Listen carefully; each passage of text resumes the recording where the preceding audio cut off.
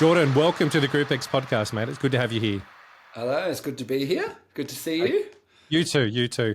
Let's kick it off as I do with all of them, right from the word go. Mate, how did you get into the fitness industry? My dad.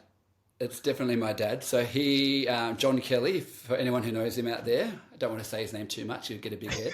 But yeah, no, he... You know, I need to reach out to John and say, mate, do you reckon he would? I reckon he would, yeah. He'd join on the pod. He loves talking. God, you'd get him there for hours. Anyway, I won't reach out to him. But anyway, keep going. Sorry, I interrupted there. Yeah, so obviously Dad, so when I was obviously a baby, he was the aerobic champion. Then he became he owned his own gym and stuff, and he became a Les Mills presenter and trainer and all that as well. And so obviously fitness was in our blood, so there was no getting away from it. And then I did rock a step fit and stuff at school. I'm like a self-taught dancer, so I never trained in any dancing. I just sort of liked it and was naturally able to do it. Wow. And it wasn't until I met Kylie Gates at her house one time that she's like, oh, there's a new program, Body Jam, coming out. And the rest is history. I trained in that, then I trained in combat, and then here we are. Yeah, 22 years later. Or That's however it. long it was. Yeah. Great story. Thanks for coming. No, I'm kidding. Yeah. And that's all we've got time for today. Mate, I love that because obviously I know your dad from working when I was working at Les Mills and living down in Canberra as we did for so many years as well. So what was that like though, growing up in a sporty, fit household where Dad was doing so much? I mean, obviously it was around you. Were you guys, when Dad had the gym and you were doing stuff, were you involved in the gym? Were you doing stuff in the gym? Oh yeah, it was cool at the gym. I used to steal all the jelly beans for starters. But I used to be the pool cleaner on a Sunday, $5. There we go, clean the pool. Yeah, it was really cool because he used to have all his events on, his Travolta aerobics and all that kind of thing. And it was just cool, sort of hanging around the gym all the time and seeing all the events he had on and just being able to swim and stuff, met lots of people from them, and obviously I still know a few of them now, and I'm a lot bigger now, but a few of them are still around. So it was really cool. It was good, and being around while he was practicing his aerobic stuff back in the day, and all his championship stuff. So it was cool. So, being in the industry for so long, what was the first role you had within the fitness industry? Was it straight into GROUPEX teaching, or were you doing other stuff? Within the I didn't even want to go to the gym, to be honest. I loved going to school and dancing there and doing rock step and stuff. And then outside of school, I literally just did what I could to dance wise. We would do the Canberra Milk Dance Festival and set up our own combined colleges, even though we'll finish school, and set up all that kind of thing. But I wasn't really into the gym or anything as such until sort of I got into Body Jam, and then I'm like, this is kind of cool, and that's when I trained in combat and So Jam was your now first... I can't stop. Jam was my first one. I think I trained on release. I think it was release 20 because they tried to. We got 1 and 2, but then they were catching up to New Zealand. So then it came from release 20. So I've basically been in it from the beginning, since it's been in Canberra. Nice. And trained under Kylie and taught at Deakin Health Spa at the time before it changed to Fitness First, and and then taught body combat. Used to do my Friday combat and body jam double. This is the GROUPEX Podcast. The question that I wanted to ask you is your first training module. It was obviously done in Canberra. Yeah. At Deakin. At Deakin. What was that like for you? Now, obviously, as you said, you've come from that dance background. You've come from understanding fitness from Dad and all that kind of stuff. What was module training like for you as a new person to come into teaching and that kind of stuff? Well, I had no idea what it was about. I just knew I was training in this program that Dad had paid for this dancing, and off we went. So obviously, I've learned a bit more since then, but I just sort of do what I'm told, learnt my track, and I somehow passed. But looking back now, if I had known what it was, I would have been a lot more prepared. But, it was one of those things where it was sort of like, you're doing this, let's do it. How cool. I think it was a lot more laid back then too. But did you pick it up pretty quickly? Like I mean, obviously you knew choreography and all that kind of stuff, but was it an easy thing for you to go through that weekend, or was it a bit of a challenge?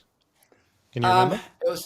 I think it was half because I think I remember being able to do the choreo, but I always had to be told to tone down a bit because I was always just go, go, go, everything is go, go, go. Where you've got to have that light and shade. So that's where the learning had to come in. Yeah. Yeah, and I'm still doing that now, light and shade, Yep. because I'm always like, just go for it, and then you've got to calm down a bit. Yeah. I have to tell myself, Jordan, you've got to calm down a bit. Um, so yeah, but I do remember there was a fair few of us there. It was quite a good weekend when we did it, and then I just remember getting the certificate, and I'm like, well, this is it, cool. What do we do now? And then I was so oblivious to it all, because every 3 months there was workshops, and I'm like, Dad, what am I going to now? What is this? I'm confused. Yep. So now I've been doing it for a while. I kind of know what it's all about. But Yeah. that first year, I'm like, what's happening? What do I do now? What do I... Yeah. yeah. So take me back to not so much the Les Mills stuff, but the first time you got into dance or you realized that you could. I mean, you're talking to someone here that does the old dad bod side shuffle. Yeah, I'm hopeless at dancing. Yeah, You need to show me that. As Shakira says, the hips don't lie, and mine just don't move. Yeah, anything. I'm not a good dancer. But how did you, when you first realised that you could dance and you enjoyed it? What was it that made you go, hey, is it groove? Is it rhythm? Can you pinpoint exactly what it is that you love I about don't know. I don't know. Like, I remember, like, when I was in primary school, like, they'd have, like, their little concerts for school, like, their little performances that they're doing. And I'd always put my hand up. I just always liked it. And, like, I remember, like, Dad used to always, he still brings it up now, brings up the fact that I would be in my nappy when I was, like, 1 year old at the Trash and Treasure in Wagga Markets, where we lived for a while. And there's this little robot that used to always play music, and they used to sell balloons at this stand. Like, I remember it clearly. But I used to always get up and dance in front of this robot in my nappy. So I've been dancing since I was a little kid, basically. Yeah, so it's always been in my body. So I guess, the older I got, and the more, in high school and stuff, and the more the opportunities there were, I just took them. And then obviously my last year of school, we did Rock of Stepford. It was my final year, and I got to be the lead that year. Brilliant. And it just so happened that one of the local theatre companies, she was one of the judges. So she came and found me later, and she's like, come and audition. And that's how I got into theatre. So you're in theatre as well? Yeah, I'm in theatre. I'm currently in a show right now, actually. We've got a week left. We've got 5 performances left. Talk to me about that then, because being up on stage as teaching in a group exercise environment and up on stage in theatre production. Now, from someone that's never been up on stage in theatre production, I'm just going to go, yeah, look, they're the same. Are they the same, or are they very different? They are, because the good thing about it is that with Shabam, for example, and even Body Jam, I can use sort of that theatricality in the teaching. But that's where I sort of got to tone back and realize it's not a show. I've still got to be me, and sort of do that. Whereas in the show, you can be a different character. But at the same time, you're not teaching in the show. You're just there to entertain. So, there's not as much pressure as such, But there's a similarity, but there's also like differences as well. But I think So that's probably where I went wrong when I was teaching classes. You didn't do theatre first. I was there to entertain. I wasn't there to train. Yeah, true. Well, see, but teaching is entertaining. Like you got to be able to entertain. You got to be yourself, as they say. So I was just lucky that I have that theatrical sort of background as such.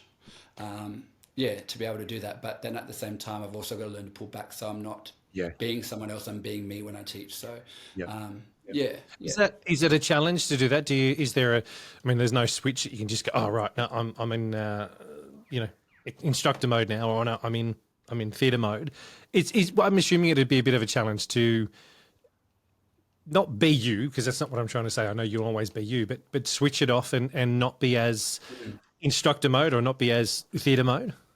Funny thing is, so like when I do shows at rehearsals, I'm always, believe it or not, like I'm a self-conscious person. Like I get really like self-conscious and I get too embarrassed to just go out there and do stuff, like just branch out. So even at rehearsals, I hold back a lot. It's not until I'm on the stage and the lights are on that I just switch into gear. So it's the same as when I go to class. I'm a bit more myself, obviously. Like I go into class and I say hi to everyone, we joke before we start class.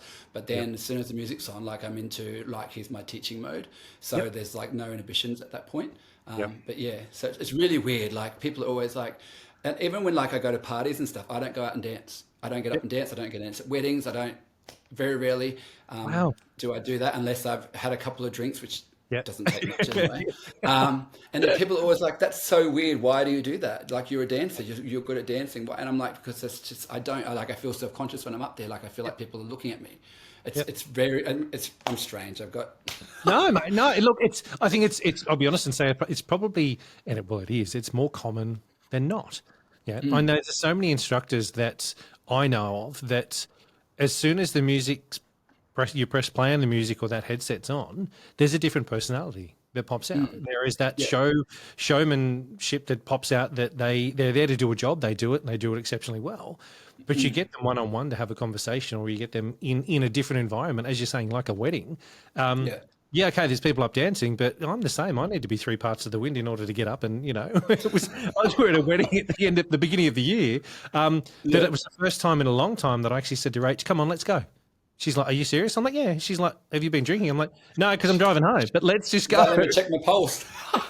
I said, like, come on, let's go. Let's have a dance. Because it was a really good mate. And I was just like, you know what? No, all inhibitions disappeared. But that is so foreign for me. So I can understand when most people in the same situation, as you're saying, it is a very awkward, out of your comfort zone situation until those lights come on and you're up on stage, and then you go into full, righto, let's do this. That's it. Yeah.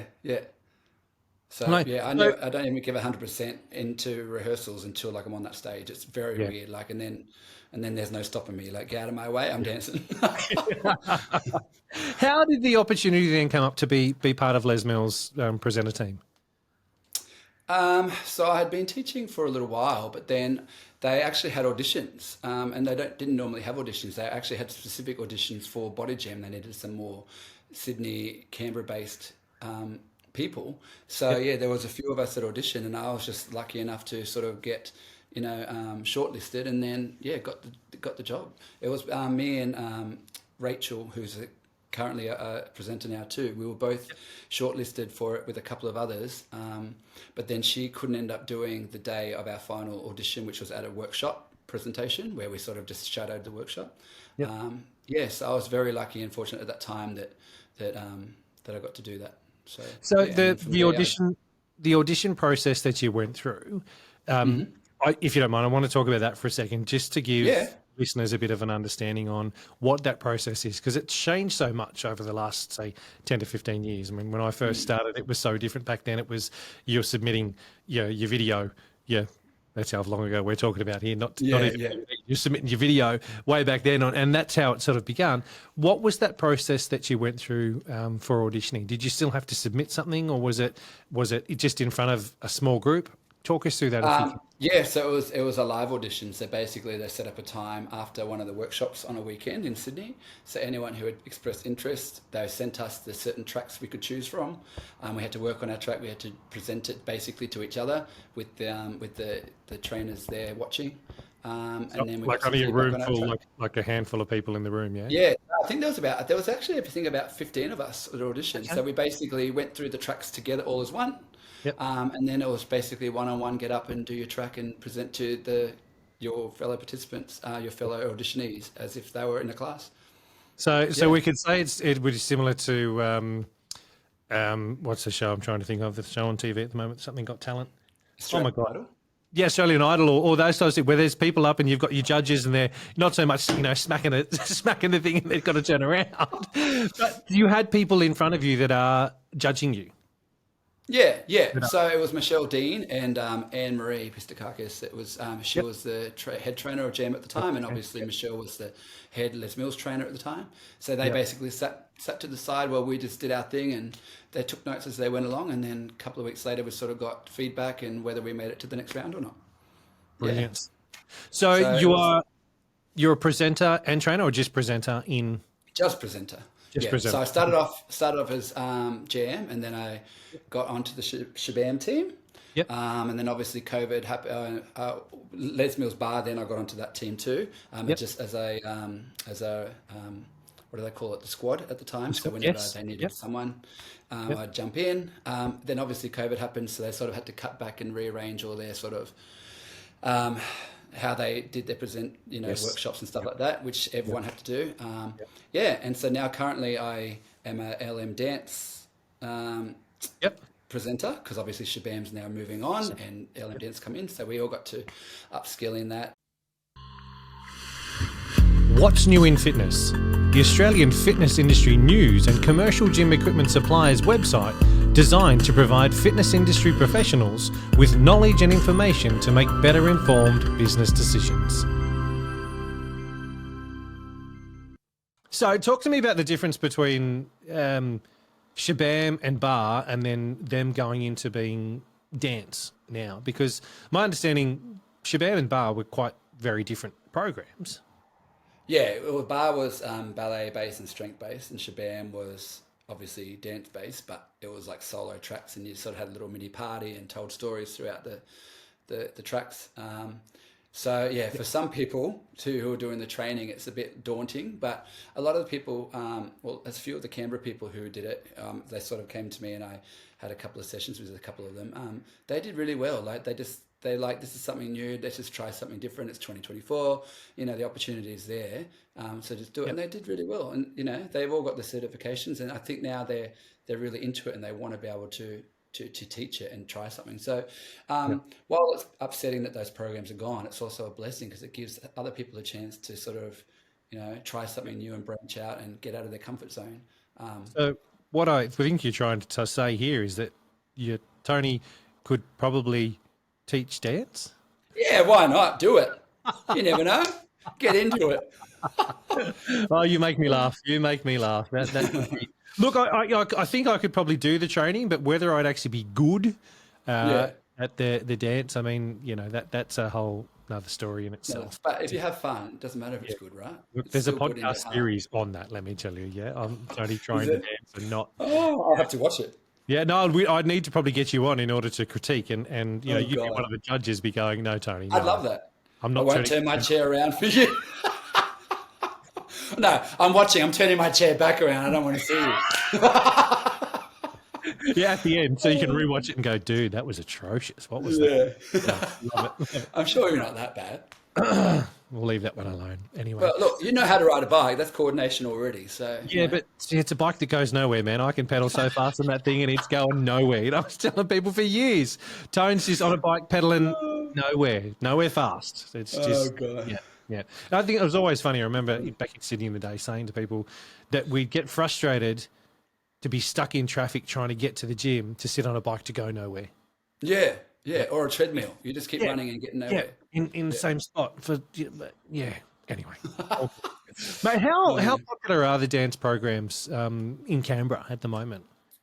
Yeah, they're quite good. So Body Jam, we've only got like 2 classes now at one of the gyms I teach at. We did have a few more, but obviously since COVID and stuff, things just drop off. So we're, you know, the 2 classes that we have are going strong. They get full capacity in there, and they just love it. Shabam, there's plenty of Shabams around Canberra. The hits of that, obviously, it's going to change to LM dance now. But yeah, with all these new LM dance instructors now, I think we're going to be able to sort of boost the dance programs back up here. One of the things I'm trying to do is, you know, get as many classes on as possible for these guys, so that, you know, all those who didn't have a class before or are trying this for the first time get the opportunity to try that. So cool. Yeah. I like it. Do you think there's more space for dance programs in gym timetables compared to what we're currently seeing at the moment? I mean, when I ask that question, I mean I suppose the genres that are being offered in a lot of gyms. Is there space for dance on every timetable? I think there is. It just depends. Like, for example, like the gym that I manage a Club Lime gym in Kingston. The demographic there sort of doesn't warrant those sort of dance classes. They love their bar, and we do have Zumba on, but Zumba doesn't do as well as any of the other programs that are more strength based there.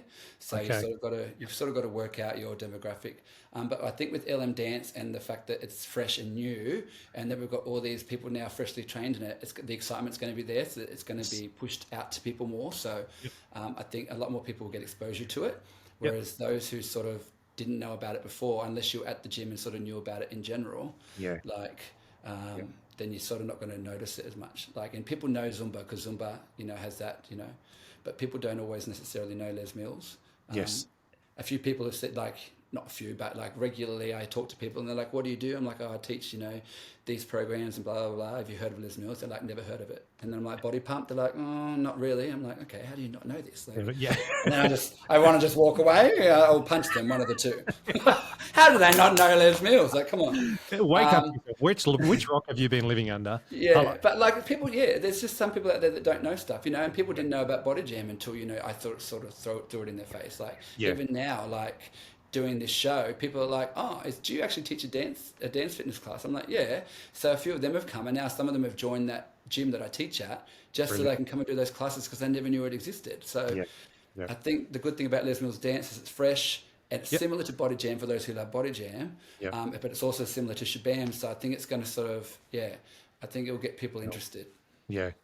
No, look, I've always said that I believe that dance, you need to have dance on your offering no matter what in a gym. Now, whether it's 1, 2, 3 classes or 10 classes a week, depending on your demographic, as you just said. But I think that you do need to have that offering there because it can be a service class where you still have maybe a handful of members that may only sign up just for that class, but they're better to have those members signing up and being at your gym and not exercising or doing anything at all. Correct. So every and that can go with any program as well. I think every program has its place on a timetable. It'll just be very much dependent on demographic and also your instructor availability. This is the GROUPEX Podcast. Mate, what drew you to wanting to actually teach then and continue to teach in your clubs? What drew you to that? And I suppose, what is it that makes you keep wanting to do it time and time again? Well, obviously, like doing the training and stuff, it sort of gave me a different view on dance and fitness and stuff like that. Because obviously I'd never, I knew from Dad, but I hadn't experienced it myself. I think just the fact you get up there and just everyone has a good time. And then the more I've done it and the older I've gotten and the more I've realized I like to do it. Yes, it's fun and I like to go crazy and, give everyone a good time and make everyone sweat. But I like to see people progress. Yep. It's the same as like when I choreograph shows. Like, yes, I love choreographing and I do it because, I want to get, things out of my brain and onto a page. But when I choreograph, I also am trying to teach people, and so that I see them progress. So by the end of it, they feel like they've learned something and they've gotten somewhere. So it's the same with my teaching. Like I always try and tell people, come back. It's not gonna be easy the first time. I say, even I sometimes don't get it. I said, but what I do in my classes, I try and do the same routines for a couple of weeks in a row. So if you're new, come back next week, try it again, and by doing that and sort of giving them people that opportunity and, encouraging them, like, making sure you're looking at them and if they're new and stuff. Yeah. I've actually in the last couple of weeks had regulars now that were new and now they're here every week. Excellent. Because I make them feel like they're getting somewhere. And that's why I do it. Not to, get up there and just dance and show off, just because I want to see people feel like they're getting somewhere and they're learning and they're progressing and they're comfortable. So, yeah. Awesome. Yeah. Now, if you can, talk to me about the theatre side of things. Mm-hmm. Yep. Now, you've mentioned that you've produced a few different things as well, and what I had a little bit of a read on before, you've been obviously in that area for quite some time. Yeah. Talk to us about that and I suppose how you relate that to also what you do in teaching, but also just give us a bit of an understanding about the theatre side of your life. Theatre, yeah. Well, I got into it by accident. I like to sing and stuff, but I was never a singer. I was more of a dancer and stuff. And as I said, I'm self-taught, so I just sort of learnt as I've gone along. So I just auditioned for this show one day after the judge from Rock Stepford cornered me in the backstage, and then it just happened from there. I just constantly did show after show after show after show, and then I'm like, you know what? I loved choreographing. I loved choreographing the Rock Stepfords. Totally different thing, like theatre and Rock Stepford, which is like, hardcore sort of dancing, and theatre is very stylized. So yeah, I just sort of got into it that way and just sort of put forward a proposal one day and sorry, one sec. Just kicked my headphones out of my ear. I'm trying to dance while I'm sitting down. Yeah, and I got the opportunity to choreograph something, and then I just realized how much fun it was, and now just from there, sort of, and doing musical theatre and stuff, it sort of opened my eyes to more genres and stuff, and then you get to meet different people and then different choreographers from being on stage as well. So that sort of helped me learn all the different bits and pieces. Yep. Yeah, and so then from there, because I sort of got well known as such in the theatre, local theatre community, then I was given more opportunities, and I've had some lead roles before because my singing was good at one stage. Um, and then just choreograph, and I recently directed a show too, which won a few theatre awards around Canberra. And I've been nominated for on-stage awards and choreography awards and stuff as well. So I've just been really fortunate and lucky that I've been in the right place at the right time for certain things. So Yep. Yep. yeah. Mate, thank you for sharing that with us. I really appreciate that. What's are there some names of those shows you've been in that we would know of?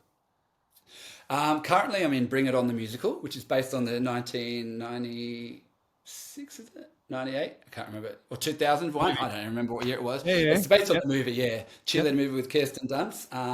So that's pretty cool. I was just recently in West Side Story for the third time, playing a different role, which I got, which was a bucket list item. Talk to me about West Side Story. Talk to me about the prep Sure. you've got to go into, the mindset before you're going on stage. Let us know a little bit about that side of life. I mean, I find that interesting because it's not something I've ever looked at. Yes, I've been to shows, I've seen all that kind of stuff, and I'm just, oh wow, that was amazing. But what goes on behind the scenes, I think, is fascinating because, as you said as well, right from the word go in the beginning there, that until you're up on stage, that's when that presenter side of you comes out and the theatrical side of you comes out. What's going on behind stage? Look, it depends on the show. Like as you said, West Side Story is one of those shows that's emotional, not just. You got to get your emotion into it as well. Like it's really tiring because it's so like emotionally draining. So I think was more tired in that show than I am currently being a 43-year-old cheerleader. 17-year-old cheerleader, just the style of show it is, like it's about racism and the gangs and all that stuff, and it's basically the Romeo and Juliet story, with gangs. So with that role, it's like there's lots of anger, but then you've got to sort of have your energy for the happy scenes where you're dancing, and then there's singing, there's acting involved. It was a really tiring process, but it was a really like exciting process. What and is? for me? Sorry, I interrupted you. No, go.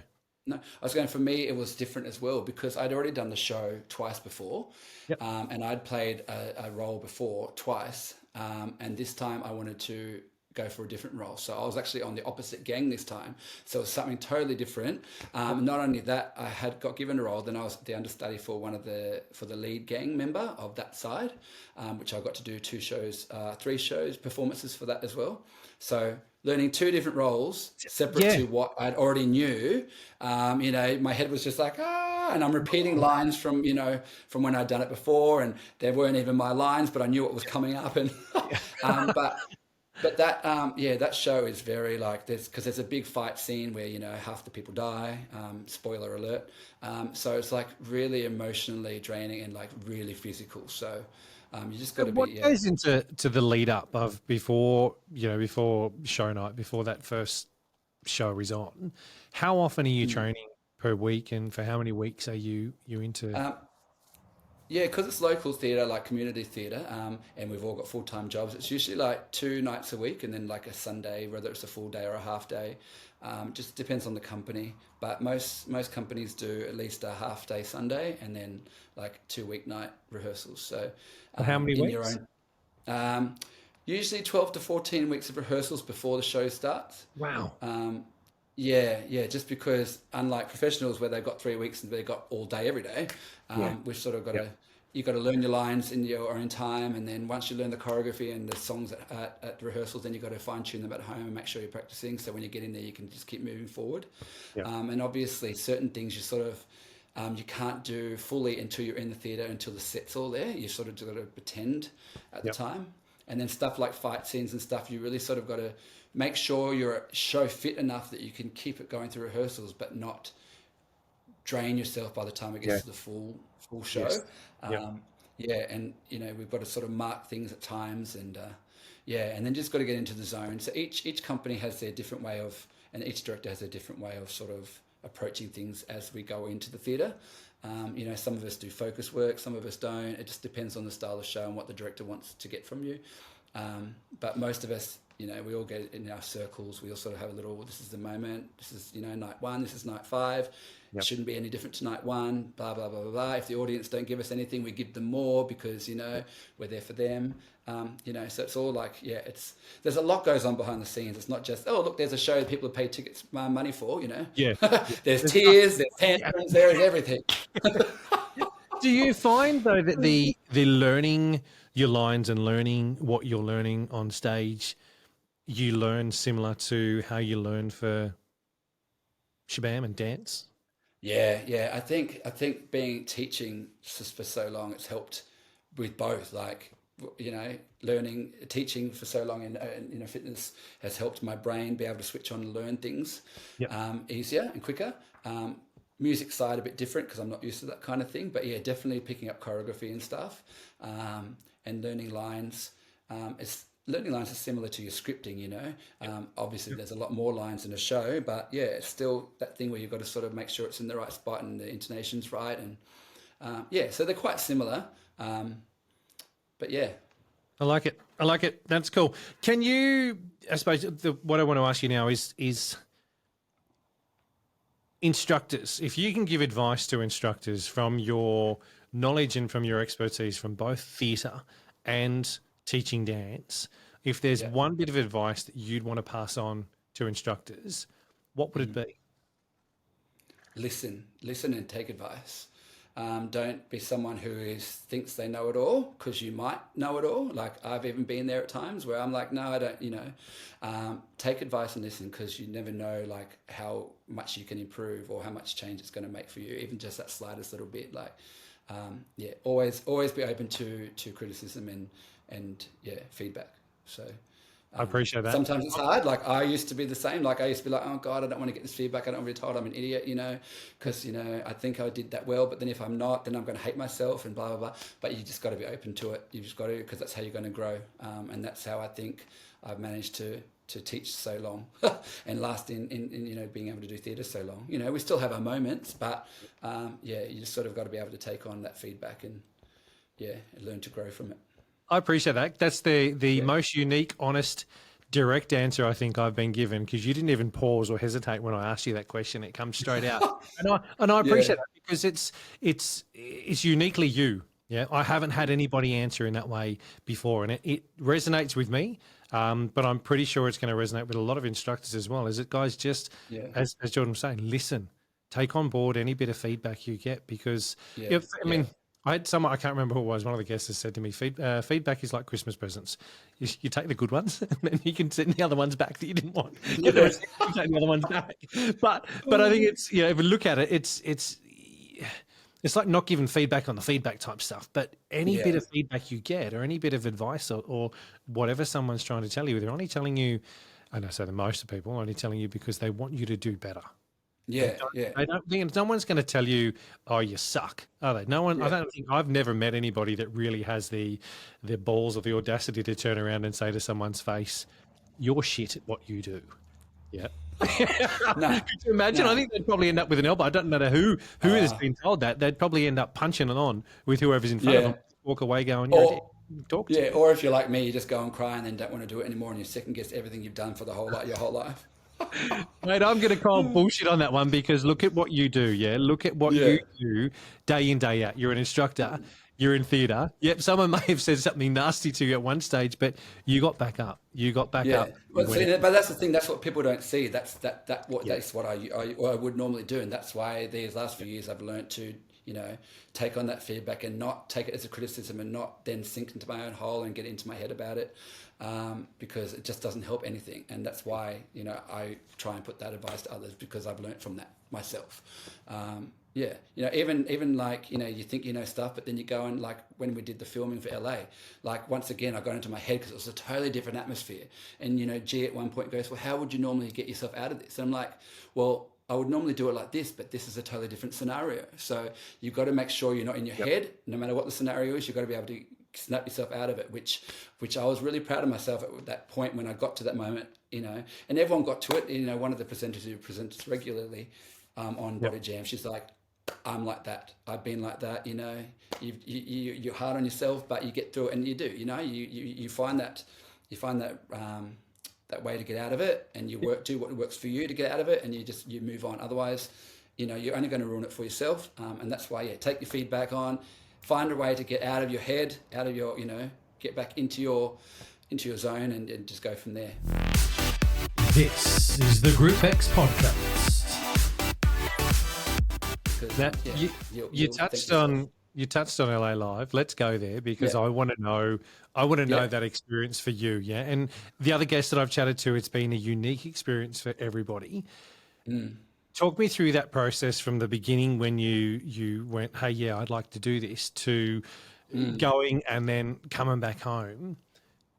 Give us a bit of information about that, if you can, about your experience and your journey on that. Gosh, this is where we'll get emotional because, I've wanted to do this for like years. As soon as I started teaching and I really got into it, I'm like, there's something I want to do. And then when G started taking over Body Jam, originally from when it was Ruth back in the day, I just looked up to him all the time. And all I wanted to do was, be able to, at least do that once in my lifetime. And so when that opportunity came up like last year, I just put my expression of interest in. I wasn't expecting anything out of it. I'm just like, you know what? This is Jordan's time to be brave, get out there and just put it. Because I'm one of the kind of person that's like, I want to do all this stuff. And in my head and in my lounge room, I'm confident. But as soon as I have to actually put it forward and put myself out there for rejection, then I'm like, I can't do this. So I don't do it. That way I don't disappoint myself and get rejected and then feel upset about it. But last year was a few things that happened earlier on in the year where I'm just like, Jordan's got to now, branch out. He's got to do this for himself. This is like the year of Jordan. And it really was. Like, it was such a rewarding year, even though it started off not so good. And so I just put that application in, didn't hear anything, totally forgot I'd even done it. Then I'm like, Les Mills Singapore's coming up. Let's do that, with the Australian tap team. Pay all my money, go do that. Literally come back the next week. You're in the team for Body Jam for LA. I'm like, oh my God, I spent all my money. What am I going to do? And I just literally saw the email and I'm like, is this for real? Like, is this for real? I read it again. And then I just burst into tears. I'm like, what's happening here? And I was actually at one of my clubs with one of the other managers at the time. He's just like, what's happened? What's going on? And I'm just like, look at this. And it was just one of those moments where you're just like, all the stuff that had happened at the start of the year, and you've just been working on yourself and working on positivity and working on growing. Yep. It was just that reward that you got at the end of it. And it was just like so overwhelming because it was something I wanted to do. And it was just like oh my God, this is actually happening type thing. Yeah. And so it didn't even sink in really. It wasn't real until I was actually there. Like, even now it doesn't seem real, but it was such an amazing opportunity. And it was one that I didn't take for granted. Like, as I said, I learnt when I got into my own head, I stepped out of it because I'm like, I can't ruin this experience for myself, and there's also other people around that it could affect as well. But the whole Body Jam team that were selected for the LA were amazing. It was just such an exciting experience, and the atmosphere was amazing. Not to mention, LA is one of my favorite cities ever. Like, I go to America as much as I can. I think I've been to LA like 6 times now. So, to do one of my favorite programs ever, live out my dream in one of my favorite cities, I'm just like, I could die happy now. Like, obviously I want to keep progressing and, earning more things and doing more things. But like, I can tick that off as, I'm like so proud and happy that, that all happened. And I'm, so thankful that I got that opportunity. So cast your mind back for me when you were on the plane leaving Australia. You're flying down the runway. Yeah. The wheels lift off. Yeah. What was going through your mind? You know what was going through my mind? God, I hope I remember this choreography. I actually had my headphones ready so I could watch the release over and over and over. That's literally what was going through my mind. And because it's Jordan, of course, what are we going to eat? What's for food? When are they giving us our meals? So it was like Body Jam or food, which one? That in itself is I love people being able to share that stuff with people because that's going on in here. Yeah, no one else around you would have known any of what you were thinking, what you were feeling, going through any of that. Someone sitting next to you wouldn't have had a clue. They've got their own headphones in, or they stick their head out the window, whatever it may be. Yeah. You know, they're looking at whatever's going on. That moment of, holy shit, this is real, this is happening. Yeah, okay, shit, I need to get my choreo down. And when are they going to feed me? I think that is brilliant because it's so, it's you. Yeah, what I picked up from chatting to you tonight is 100% you. How was the lead up to it, as in the morning of filming? Yeah, did you shit yourself? The morning of filming, do you know what we did? We went in, we obviously had our costume fitting the day before, then we were all meeting for another little rehearsal, and then we made beads. Like, we made bracelets with beads. G had brought in his bead making kit from his daughter or his son, wherever it was who had it. We all literally sat there and we had a team bonding session making beads. It just relaxed us all, you know, because we'd had a few days of rehearsals before it. Yeah, it was just really good. And so we all got there and we were just relaxed. And then before filming, they basically get us on stage. We're dancing with the crowd and we're getting, you know, excited and getting all that, you know, extra energy out, that nervous energy. So by the time we got to the actual release, it was just like, oh, here we are, let's do this. And it's probably one of the least times I've been nervous in my life. Like, you know, I second guess everything after, but like, it was one of those times where I'm just like, I've never felt less nervous, you know, than I have now. So I think just that whole team bonding thing leading up, like, who would have thought we were going to be making bracelets? Yes, yeah, exactly. So, like, exactly. We had our, you know, Body Jam 106, I think we all put on ours, and I think I put my name on it or something. But yeah, so we've got these little memory trinkets now to last forever. So yeah, it was cool. Brilliant. Mate, thank you for sharing that. I do appreciate it. No worries. Coming back home. Yeah, you're on the plane. You're coming back home. You touch down. Was there and I mean this with respect when I say this. There's every time you have something that's a massive high. Yeah, we know that we come down on the other side. How was the come down from that event? How did you cope with that? Yeah, see, I basically had a couple of days off and then I went straight back to work. So I think those days, I was still sort of not jet lagged, but I don't know. I think I was still on that high. It wasn't until a couple of weeks later where I'm just like, oh, now I'm back to reality. Now I'm at work, because I was still sort of on that leave until I was back at work. I think it was the second week being back at work where I'm just like, oh, that was it. It's all over now. Like, all that, you know, last, you know, 2 months of lead up and pressure and getting your choreography right and the excitement, it was all over in an hour basically after the filming was done. But, you know, because the atmosphere was still there, we're all still there for each other for the filming weekend. And then, you know, getting back and getting, you know, seeing my cat, she was excited to see me, so I was on a high and seeing her. It wasn't until it was a couple of weeks into work where I'm just like, this is reality now. This is it. But then obviously they start promoting 106 and all this stuff starts happening, and it was really cool. So it was it didn't last too long. But yeah, obviously then release 106 came out and everything. Now we're up to release 107. So the whole, you know, 106 era is over. But yeah, it's still exciting. Like, there's still people who message me now going, we love that release. You know, we learned something from you, which I didn't expect that to actually ever happen. Like, you know, because you watch people on there, you're like, oh, I love how they said that. I love how they did that. And to get that feedback even now, you know, someone just like a week and a half ago was like, oh, I use that line that you use and it really resonates in the class. They love it. I love that line. I use it all the time now. I'm like, oh my God, like, it's one little line that I didn't think anything of. I'm just like, I'm throwing it in there because I feel like it works. And you just never know who you're hitting, you know. And if I never do it again, at least I made an impact on someone. So, Mate, you know, so there's that drop, but there's still that high because you're still, something's still working for someone in that, It's almost like legacy. It's going to leave. It's going to stay there and continue to do what it's done in that moment for anybody else that's actually going to watch or listen or engage in it in that way. I think that's the most unique and beautiful thing about what we do in the industry, whether instructors are getting an opportunity to present in masterclass filming, or even if it's just day to day teaching a class and, you know, your normal Tuesday night, 5:30 or whatever it may be. We're leaving such an impact on so many people. And most of the time we don't even know. Yeah, most of the time you don't even know that someone has, it could have been they come to that class. I've heard some situations where that was the only time that person could come to class every week because they're in such an abusive relationship or whatever's going on. That moment is their 1 hour of release. They're there. They might fuck up the choreography, but it doesn't matter. They are there and they're getting something from you as an instructor that they weren't getting from being anywhere else. Yeah, and that, exactly. that to me, I think is one of the most powerful things as instructors that we can pass on. And that's why you sort of got to be in the zone with them in that moment for that hour. No matter what happened, whatever you've done in your time during that day, you've got to give them their time because they come to, release that stress to see, in your class. So you don't want to cause more stress to them. This is the GROUPEX Podcast. Why do you teach? Why?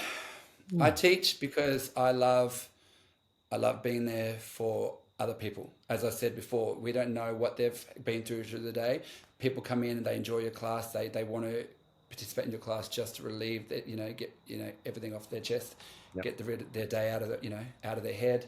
I teach basically for that. Like originally I taught because I'm like, I love this. This is fun. Like it's a party. We will, meet new people, and it's still like that. But you learn to realize it's not just about you.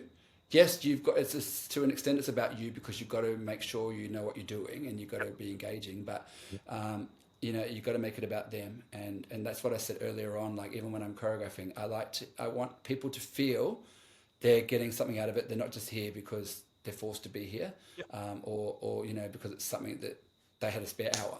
I want them to feel like even if they just step touched on the beat this time, and then they added the arm this time, I want them to feel like, I really want people to feel like they've actually learned something and they can progress. And, it's the same as anything. Like, why do I go to a guitar lesson? Not that I've ever been, but it's because I want to learn to be better at guitar.